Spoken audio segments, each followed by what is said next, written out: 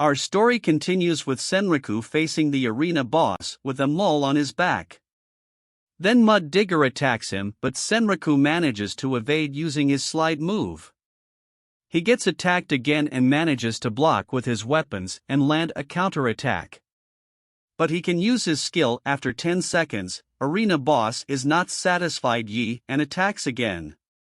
Emil uses her magic, which lands a perfect hit on the boss, and Senriku wonder what else can she do. Then he attacks using Spiral Edge on the boss's chin and starts to climb on its body using his choppers. After reaching its nose, Emil adds another spell which balances Senriku. They immediately use their skill, which throws the boss on the ground, but it disappears in an instant. Senriku notices something moving beneath him and throws Emil out of harm's way and gets blasted into the air by the boss. Mud Digger wants to end Senriku with fall damage, but by seeing that Senriku doesn't know what to do and gives up. Suddenly Emil rushes towards him and teleports Senriku at the last moment.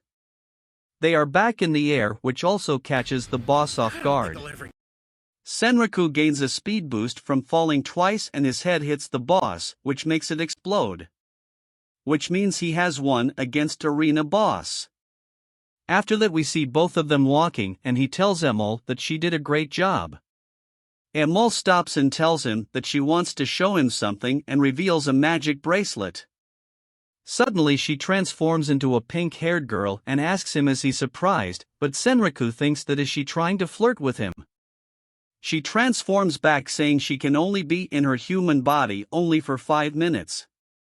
Then they reach another city where 2 guards stop Senriku because he is looking suspicious to them. Then Emil quickly makes up a story about him that he is the chosen warrior who will bring peace to this world by defeating Lycagon, naming him Super Warrior Senriku.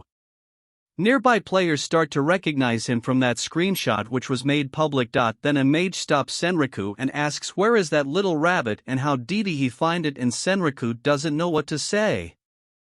All of them are suddenly dodged attacked by someone and we see Senriku's rival welcoming him in the game.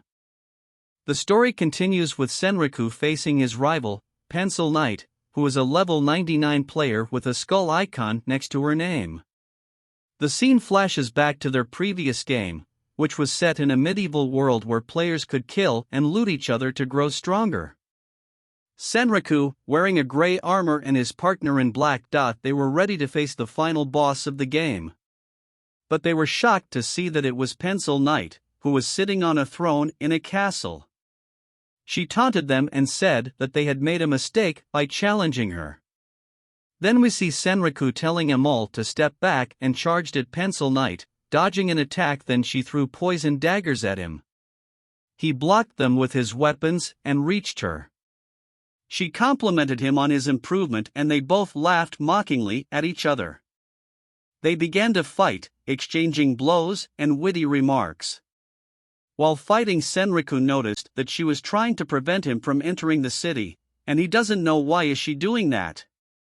He also saw that Emil was starting to revert to her rabbit form, which meant that her transformation time was running out. The mage asked Emil what was wrong with her.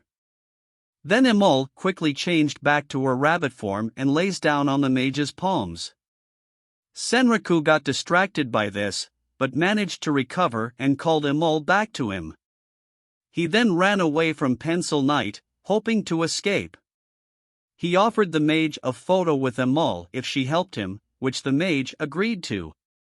However, as he was running, he encountered 4 more players who were allied with Pencil Knight.